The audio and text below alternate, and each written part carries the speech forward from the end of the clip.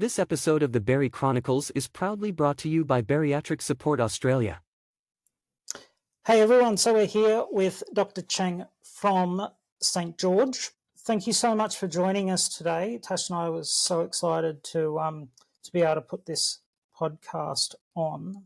So, Dr. Cheng, would you like to just start by telling us a little bit about yourself? Yeah, no, thanks, Damon. Thanks, Tash, for giving me the opportunity. Like I said to you guys earlier, I think you guys are doing amazing work. Keep it up. The podcast is amazing and it's getting a lot of traction. You know, it's the whole idea is to create more awareness into this, not just bariatric surgery, but in general weight loss management. So a bit about me. I'm a bariatric surgeon by trade. I'm also trained in upper GI surgery. I work at St. George Private, where I do a lot of the bariatric work here. And that's for those who are not in Sydney, that's obviously in South Sydney. And certainly is probably one of the biggest bariatric centers in Australia. Wow. So where we have a lot of fixed protocols, and there's in total about 7 or 8 bariatric surgeons here, and we do about 3,000 plus volumes a year. No, actually, yeah, it could be more. That's amazing. That's incredible. Yeah. No, it's been built over the years, and I'm basically just standing on the shoulder of giants, basically. So in essence, how I got into bariatrics. So obviously I'm general surgical trained, and then I wanted to do upper GI surgery because I really enjoyed the complexity of the operations. But bariatric surgery in particular caught my eye when I was training through St. George, because it's not just a combination of, the complexity in surgery, the techniques involved, the preciseness that you need to go through to get operations done. I think overall the ability to change people's lives in a positive way. I've never, I've dealt with a lot of cancer operations, general surgical operations, but bariatric surgery is something that's very special. I feel like you really, really relate to patients, and, because we do long-term follow-up with patients, you kind of learned not just their journey, but about them as a person, and how an operation like this can actually impact pretty much all walks of their lives. It's not just changing their body image, but also their mentality and how they view life in general, which is something that I find very, very rewarding. So yeah, stuck with it. I absolutely love that. And I totally agree with you. Is there, obviously you can't share names or details, but was there a particular person or a particular surgery or someone's story that really just stuck out to you, that was one of those moments where you went, yes, I actually love this and want to do this? Are you referring, Tash, to a particular, like a mentor, or are you referring to a patient? Yeah, like when you were being mentored, I suppose, and learning about bariatric surgery, was there a particular case that you saw or something along, during that period of time where you just went, wow, yes, I love this? I think I went well with not just one case, but it was the whole period of being trained here at St. George, because you do see the patient journey, and it's nice to not just see them right after surgery, but you see them for years and years. I love that. And just how they change. But I think each patient's experience is very unique. I can't really say that it was one case that propelled me to really, really, focus on this pathway. But I guess a collective. If you want to say mentors, I would say, we talked a little about Michael Talbot. So Prof. Talbot was certainly one person who I looked up to a lot during training because of his expertise. I learned a lot from him in terms of techniques and just in terms of also the mindset of how to approach cases. Another big influence for me was, I'm not sure whether you guys would know him, but Dr. Ken Loy. So I've heard of him. Yeah, so Ken was a big mentor of mine. He really took me under the wings. I took over the practice from him.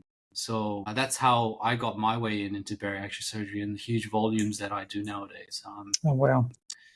So I look after his 10,000 kind of plus bariatric patients that he's been involved with, and it's given me so much learning experience straight up off the bat, and really helped me kind of fast track my journey into bariatric surgery.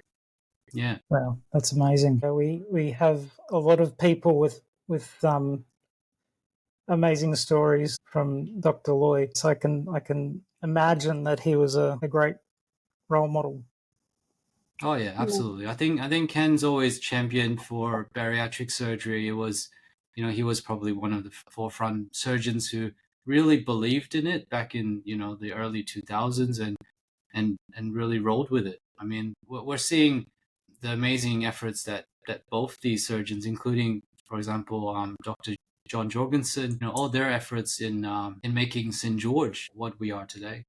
Yeah. And how important do you find for your patients that sort of the integrated, I guess, working space with the dietitians and psychologists and, because there's such a big shift towards seeing a whole team rather than just, I'm going to see a surgeon. How have you found that? I think the multidisciplinary approach to this is absolutely important because, I always tell my patients, look, surgery is the first part, right? In fact, even before getting into surgery, look, there's many hurdles for patients to jump through when they're thinking about bariatric surgery. I mean, first and foremost, they have to get through the inertia of actually picking up and making that phone call and approaching the team to consider an operation. So, and I still get a lot of patients who, wholeheartedly believe that the operation is the be-all and end-all. I straight up out of the bat, I tell them that it is the first step in the journey because the road is hard beyond surgery. And my role as a surgeon is to ensure a safe operation, to do it well, and to get them through the recovery process, avoiding any complications or managing complications if they ever occur.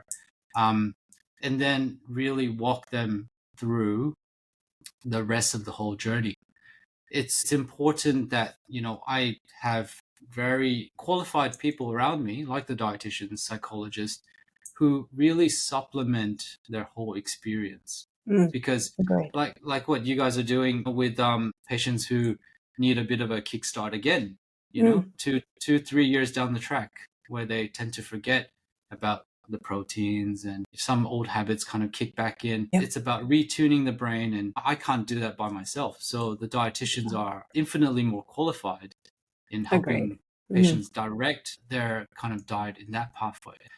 A large part of it, obviously, in bariatrics is the mind and body kind of involvement. Yes, surgery corrects the body, I say, but the mind is something that we're not very good at dealing with surgery. For example, like a lot of patients tend to have this hunger coming back, 2 years down the track. And how do you manage that? Because maybe revision surgery is not necessarily the answer to manage that, but more so with taming the mind with something like medications nowadays, which we have access to, or psychologists help, which can help formulating different strategies in how to manage hunger and manage their food relationships. So it's really a combined effort, I believe, because dealing with weight issues, dealing with comorbidities related to obesity is very complicated. And we cannot approach this just through a simple means of surgery, get it done, that's it, move on. Yeah. We completely and totally agree with you. Yeah, I love that. I think for me, I wanted surgery to fix me, and I didn't even know what my version of being fixed was. It was just I didn't want to be the way I was. And then after surgery, the only thing that changed was how much I could eat. And I realized that this isn't fixing me. It's just, I was losing weight, but, I wasn't inclined to do any more exercise or anything like that. And, so that was a really hard journey, and not having a team around me just made it so much more difficult. So, I think that is just so important. It really is. And it's absolutely important to have, a whole team of cheerleaders. It's better than one cheerleader. and a whole team of cheerleaders that can tell you different things and, give you tips and tricks in managing very different scenarios. Yeah. Yeah. So how does that process work?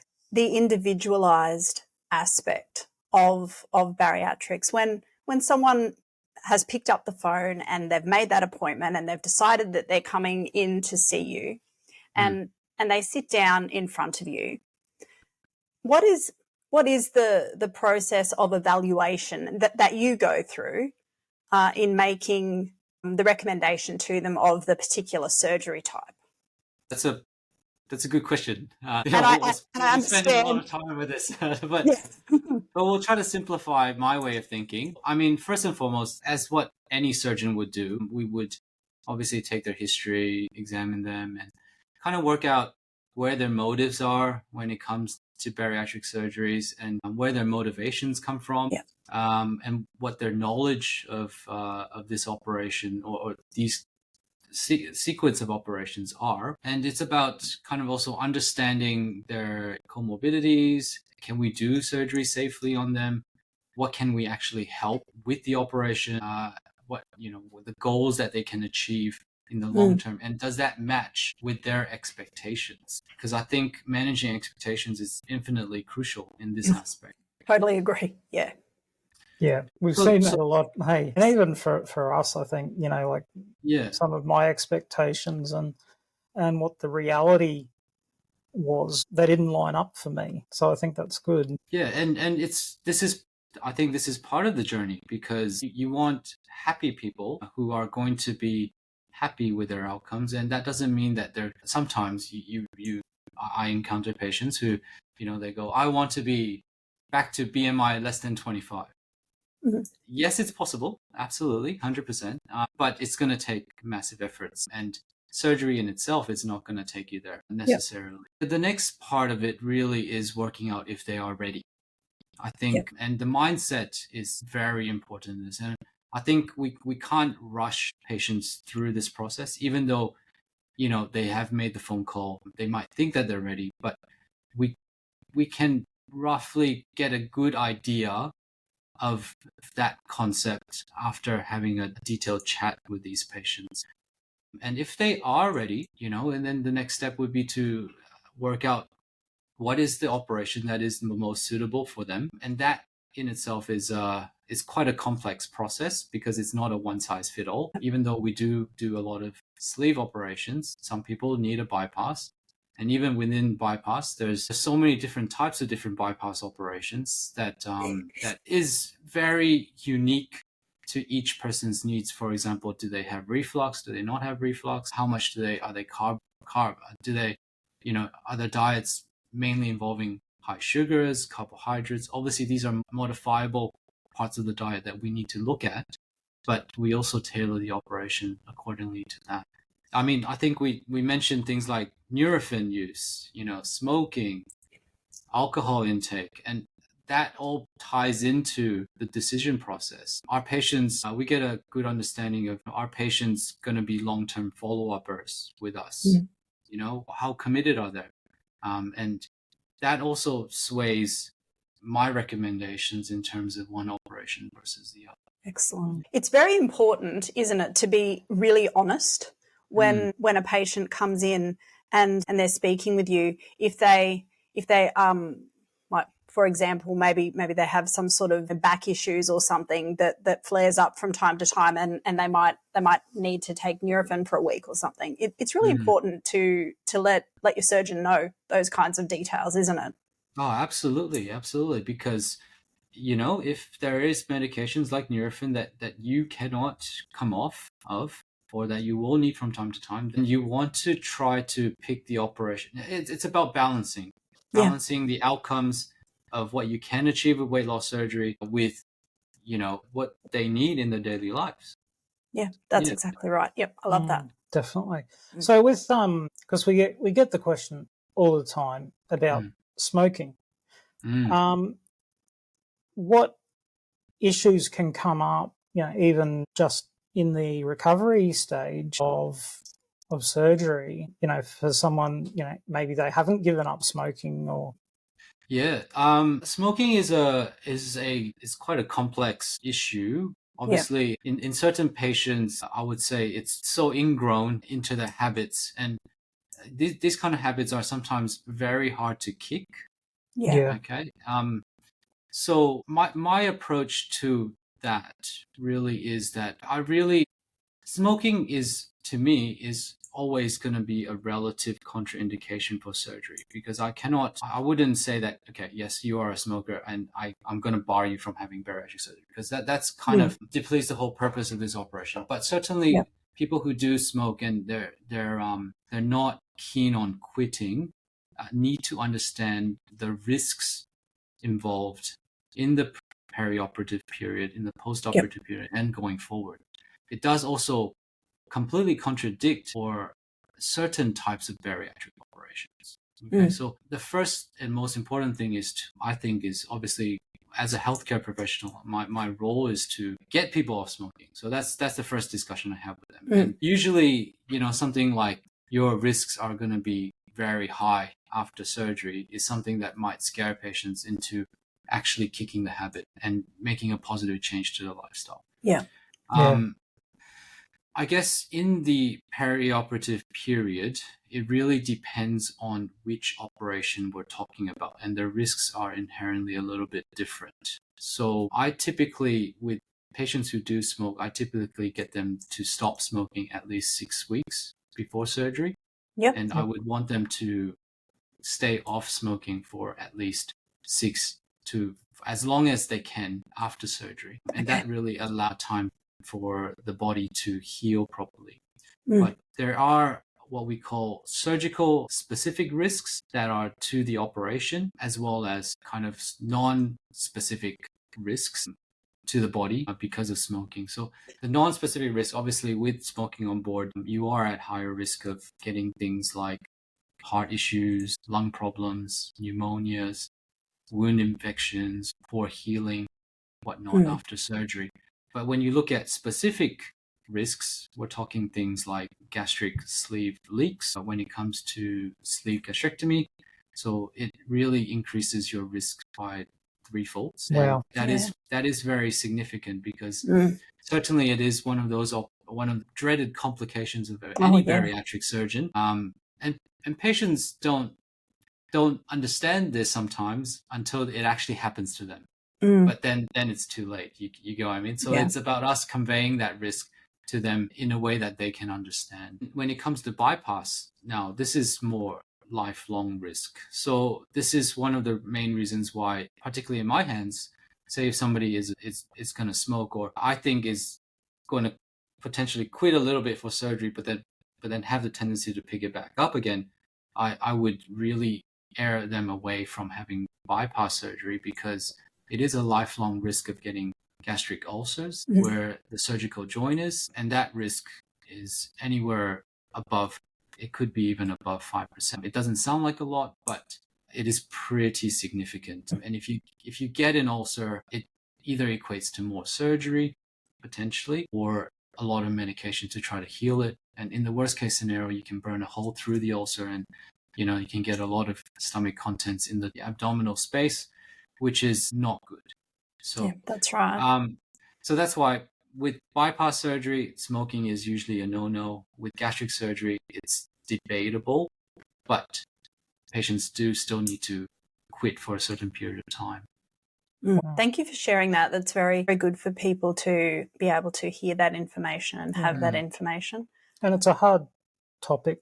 It is. It is a hard topic. I actually have a stomach ulcer myself at the moment, and I am a non-smoker, and I've been taking reflux medication for years. So I can well imagine that doing anything that would increase the risk of what I'm currently experiencing. Oh my goodness, what a terrifying thought.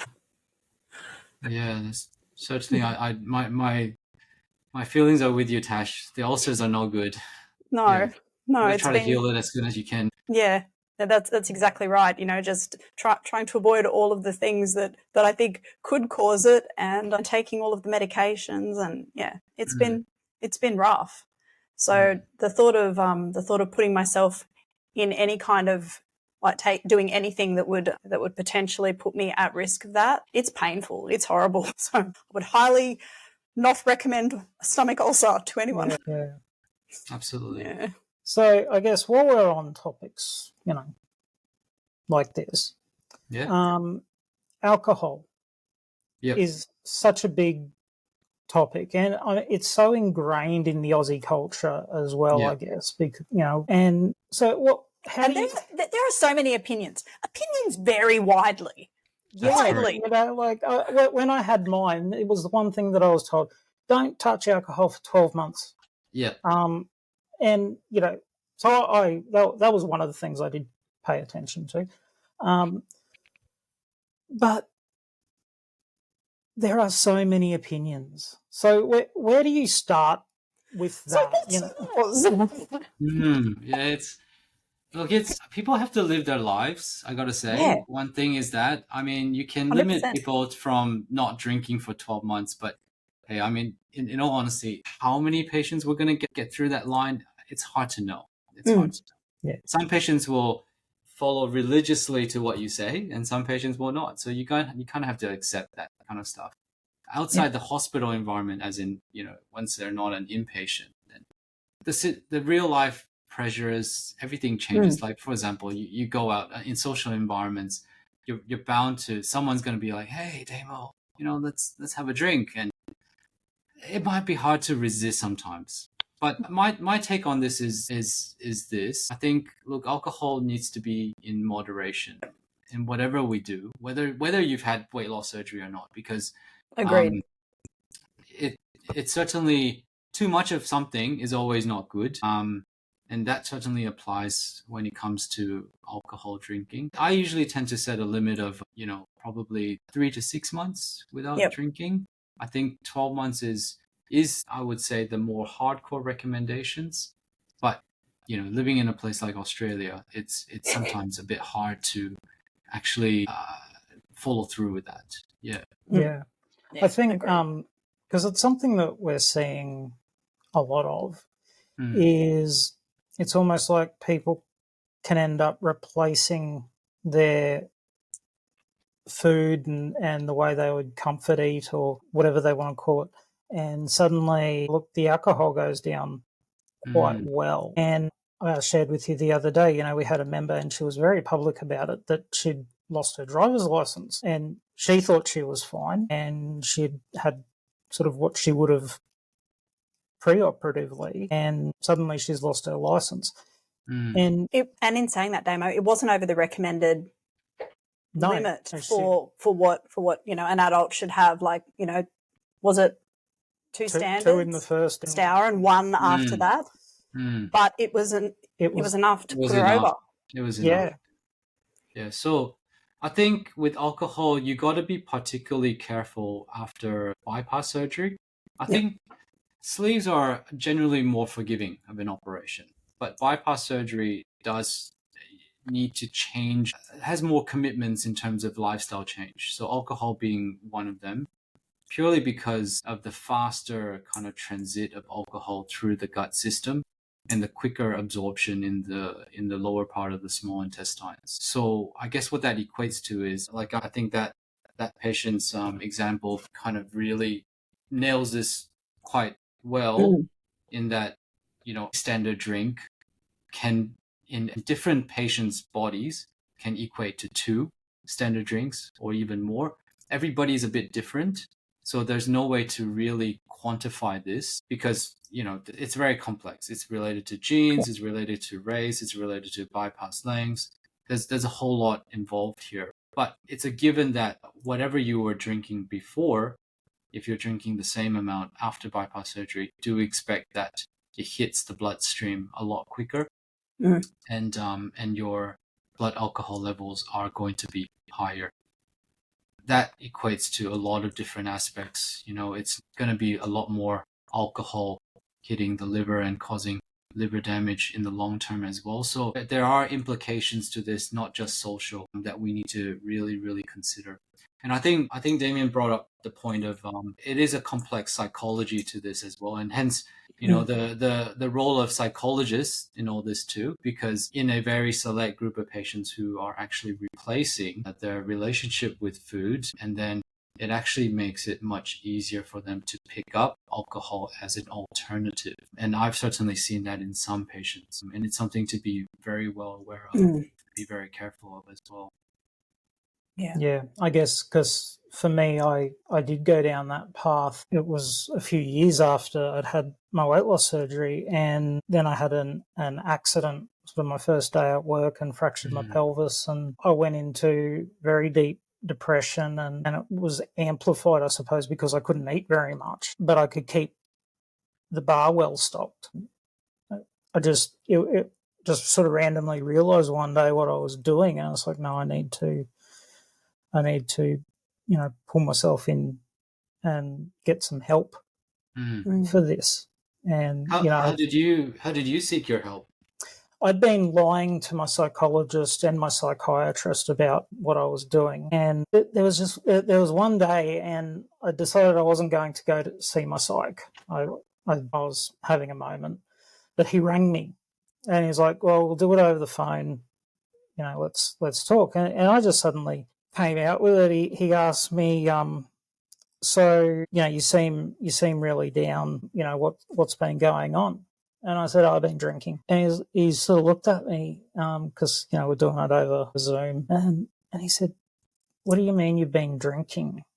And I told him how much I was having. And he got off the phone. He rang my psychiatrist. He rang my GP. He rang, everyone. Suddenly, I'm getting called into the psychiatrist's office.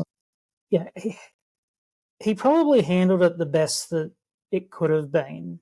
We sat down, we went through how much I was having, and it was significant. It was, over a bottle of spirits a day. He said to me, Damo, I'm not going to ask you to stop drinking. He said, because I don't have something to replace that with at the moment. But can we work on cutting it down? And, that was something, I can do that. And my wife was with me as well. And so we worked out a plan for that, and now I can have alcohol-free weeks and whatever, it's it doesn't have that hold on me. But I think if it hadn't have been handled like that, I would have cut ties with the psychologist and the psychiatrist and changed GPs because, if they're not going to tell me what I want to hear. And the way that psychiatrist handled it, and then he sent letters to everyone saying, well, this is how we're dealing with it. Please leave this to me to treat. So it was fantastic. But, I wouldn't have got that if I hadn't have had that team around me to do that. Yeah. Yeah, very, very important. Yeah, no, very, very important. Yeah, no, thanks for sharing. Yeah. One thing that I have been wanting to ask a bariatric surgeon for quite a while is we've had a lot of questions come up on BSA recently about livers and liver numbers going funny post-op. And people often say, I haven't had any alcohol, I haven't done anything like that, but I've had my 3-month bloods or my 6-month bloods, and my liver numbers are screwed.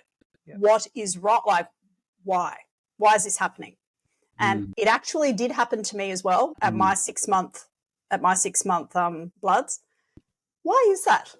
And what is that? And why does that happen? It really depends. I mean, there's so many different reasons why the liver functions can go off. In the first instance, so say after surgery, in the first few weeks, even up to a month or 2 months, the liver functions can certainly be quite off because of the operation. Okay. So one of the key things, probably less so with sleeve operations, but more so with bypass surgery, is that, we obviously retract the liver to get the view that we need to get. And the liver does not like to be retracted. So it kind of goes off a little bit. Interesting. Because of that. Okay, so if it's off during that period of time, we're not really concerned, as long as it kind of goes back to normal. But in the longer scheme of things, I mean, basically liver derangement can be related to many different causes. And I think it really takes a little bit of an investigative eye to kind of work out the different possibilities of why that happens. Sometimes it can be nutrition because that's changed significantly. Sometimes it can be because of the medication that you're on. For example, like statins is one of those that can cause liver derangement. And after bariatric surgery, obviously with the weight loss and the changes in the body, the body might kind of change the way the biomechanics of statins and how it's broken down, which can impact the liver. You really have to dive deep into why and what the liver derangement actually is to truly understand the cause, because there's two types of liver derangement we call. One is a cholestatic picture, which is where the bile duct gets kind of blocked a little bit, and then you see that specific picture in the liver panels. Or a hepatic picture, which is where all the liver functions kind of go off, and that is more of a sign of the liver not being happy. And you kind of go down these pathways and work out what's what. I mean, we all know that the gallbladder can often play up a little bit after significant weight loss because of gallstones. So that's usually a significant cause. But other than that, I think you literally have to go through the whole liver panel studies, looking at hepatitis, iron studies, copper studies, autoimmune studies. Sometimes the liver function just goes off a little bit and then it returns back to normal. I always tell patients that if it's a little bit off, it's not much of a concern. So we're talking, sometimes patients get worried when they see red, right? When you have the blood test, you see a bit of red, you're like, my life's ending. But you don't need to worry. Okay, so I reckon worry when the doctors are worried. Yeah. If the doctor's worried, then we worry. Now, then you worry. Why do we see so many people, or it seems, coming out saying my gallbladder needs to come out. I've started having gallbladder attacks. It's another question that's asked daily on in our support community. People are coming saying, oh my goodness, I had my surgery six weeks ago, 3 months ago, and suddenly I'm getting all these pain, this horrible pain, and they think it's my gallbladder. Why does that happen? Yeah, no, these are great questions, guys. I feel like I'm mopping up all the misnomers and all the thoughts that a lot of patients are having. So gallbladders, if you have a gallbladder, usually there is a possibility that people can get issues with it. So I usually quote about 10% of patients will end up having gallbladder problems after weight loss surgery. And this relates to the huge change in the body fat composition. So gallstones form because of various different reasons, and a few of them are including things like gallbladder stasis, where the bile just doesn't flow, or the composition change in cholesterol, the fat, which then precipitates gallstone formation. So when you have bariatric surgery and you shift a huge amount of weight, the cholesterol levels change, everything changes in your body, and that is actually a predisposing factor for developing gallstones.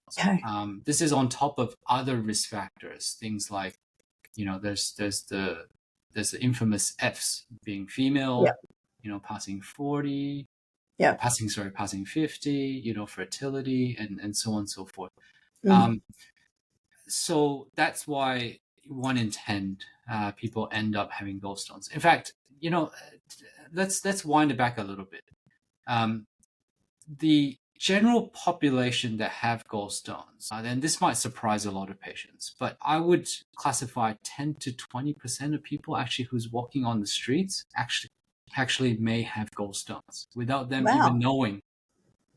Them even knowing. Okay, so these are patients these are not patients, but these are general public who never had any issues with their gallstones until something comes to the fore. And generally we say that out of that 20%, 1 in 100 patients will start getting symptoms in a year. Wow. Okay. So bariatric surgery just, quickens that process. And I think the percentage of patients who actually end up having gallbladder attacks becomes significantly higher than the general population. So they're possibly walking around with gallstones prior. Potentially, yeah. And then they potentially just exacerbated. Yeah. Okay. Yeah, it is I guess a bit of a trigger to make everything be a lot worse for the gallbladder and Wow. gallstones. That is interesting. Yeah. Yeah, just something to think about. Mm. Yeah. I guess while we're on the subject of just, these random questions. Random question. Someone has surgery and everything's going fine, but they get to about 6 weeks. I haven't lost anything. And it's really distressing for people. And we sort of try and make it better by just keep doing what you're doing. Your body's healing. But it is still really distressing. And is there a reason? Do we know? Do we know why, it can take those few weeks before we actually start seeing? Yeah. Everybody's body handles surgery very differently.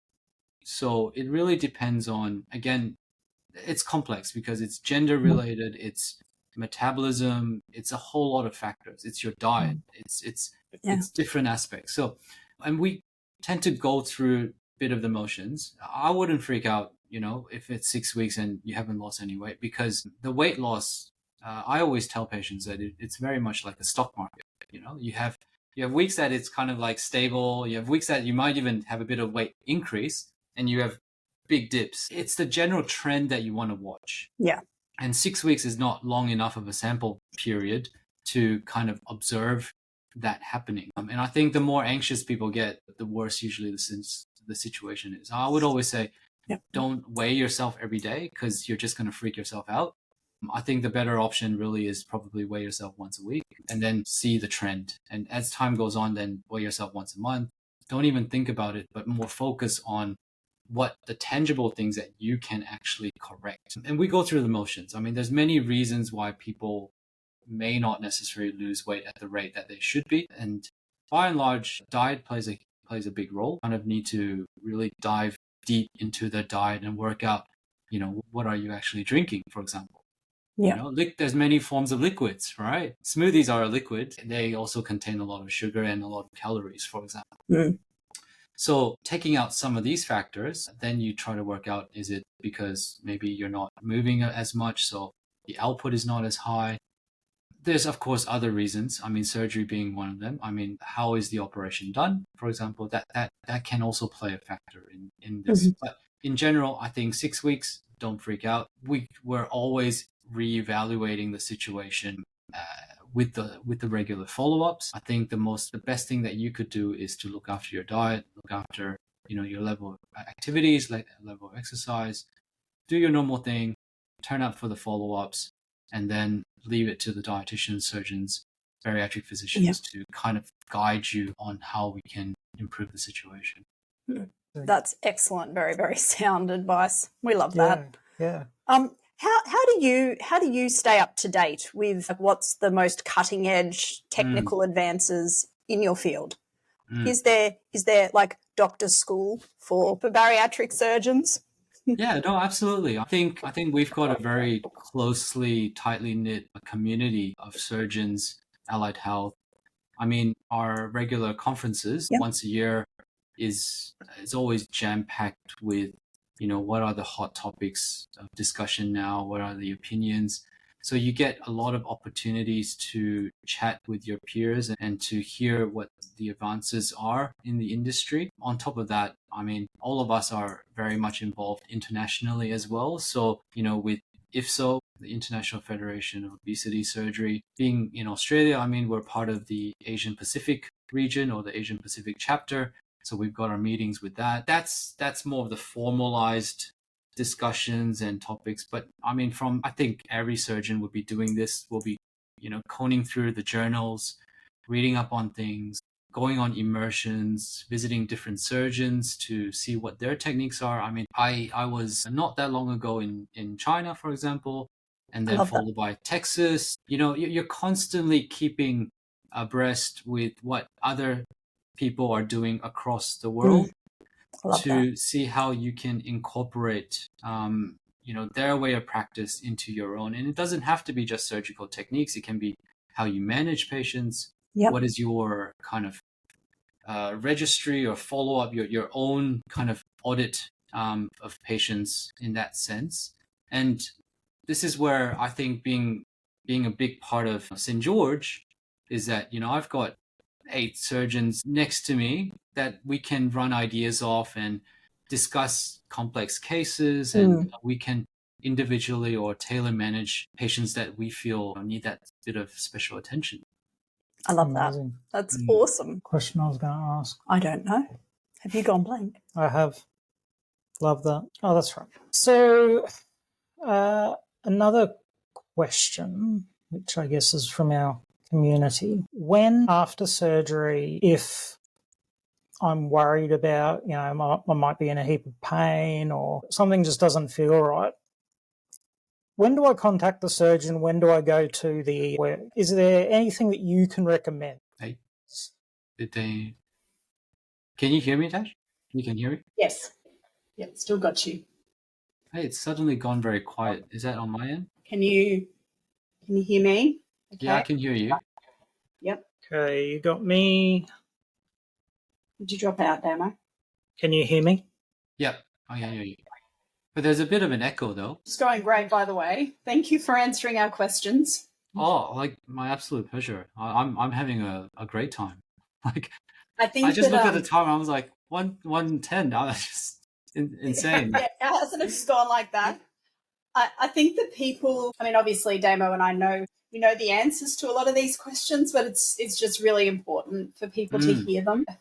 No, look, I'm having a lot of fun time. Look, I think as a bariatric surgeon, these talks really excite us because yeah, that's good. Yeah, because I think it's great ways to connect with the patients and to really kind of hear outside our clinics what some of the things that people are asking. Yeah. Yeah, what those important, like the pinch points are, and Absolutely. and these are the pinch points. Damo's question about, I don't know if you heard him well, but he basically asked, when should somebody that's just had surgery contact your rooms or present to the ED? Yeah. So I think that's always it's always a tricky situation because I think patients hold off in approaching their surgeon or their team because they're fearful of bothering them. I would always say don't, right? So we actually want to know more information. We want to know that you're doing well. If you're not doing so well, I also want to know because it might be a very simple fix or simple kind of recommendations that can correct things. So I would say that if you have any concerns, anything, contact your team. And your team should be, knowing all the bariatric practices around Australia. I would say majority would be very happy to hear from their patients, be it good news or bad news. Okay. In terms of presenting to your GP, or emergency, I would say the bariatric surgeon in the team is probably the first point of contact. And at least from my end, I always try to make it very easy for patients to call me. There's many different ways to get hold of me through phone, email, social media. That's another option because knowledge is power, right? So I think for me, I can act on that. And I can direct, what I need you to do. And emergency may not always be the best place to be because they're often starting from scratch. And that might be somewhere that I would send you after a chat because I feel like you literally need to be there and, it needs to be dealt with immediately. But speak to your surgeon first. That's always your first port of call. Yeah. Right. And do not be shy to do that. I think it is our responsibility to obviously look after you. I think that's great because I think it's a good question for people to ask their teams before they have surgery is what happens if it's Saturday afternoon and suddenly I'm feeling like crap.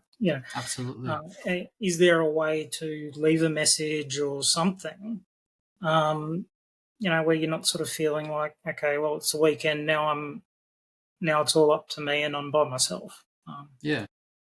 So yeah, I think that's a good thing for people to. Yeah, I mean, I'm like as a bariatric patient now, I'm one of those annoying people that just doesn't care. Like if I bother my surgeon, oh well, I'm going to bother him. But but I know that not everybody's like that. Yeah. So yeah. And this is where I say bariatrics is such a unique, subspecialty, right? Because you really form as a surgeon, I really formed that bond with the patients, and you want to break down some of those barriers where patients are a bit hesitant in chatting with you or kind of sharing their concerns, and especially in that post-operative period where yes, I mean this is surgery, so complications can occur. You really want to be able to give your patients that kind of reassurance. Yeah, that's excellent. Amazing. Something that we haven't asked for a while, but I always enjoy. If you could be any superhero or have a superpower, what would yours be? Oh, that's a very interesting question. Yeah, it's actually sort of hard to answer. I think I'd love to read minds personally. Yeah, no, I was gonna say the same thing because I mean, what more powerful kind of power than it is to be able to kind of know what people are thinking.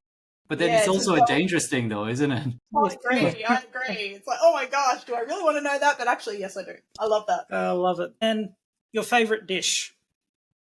My favorite dish. That's also pretty hard. I'm obviously Asian background, so I really enjoy Asian food. But I mean, if I could eat something every day, I feel like pad thai chicken. Although that's pretty heavy on carbs, Yeah, but it does taste nice. It's yum. It tastes good. Yeah, it's yummy. Yeah. It's just got the right spices and the sweetness to it. Yeah. Yeah. And last one, favorite holiday destination. Favorite holiday destination. Yeah, so I do a lot of diving. So I'm in Southeast Asia quite a lot, and usually quite remote places in Southeast Asia. So I would say, I mean, hands down, Indonesia would be my go-to places. And we're not talking about like Jakarta or Bali. We're talking about like places like Komodo Island, Raja Ampat, somewhere really remote in Papua, that there's just so much nature. Yeah. Amazing. I love Amazing. I love it. Dr. Cheng, thank you so much for joining us today. We've had such a great time. Great. And hopefully we'll be able to get you on here again and continue our conversation. Oh, absolutely. Thank you so much for giving me the opportunity. Yeah. And Happy New Year. Happy New Year to you.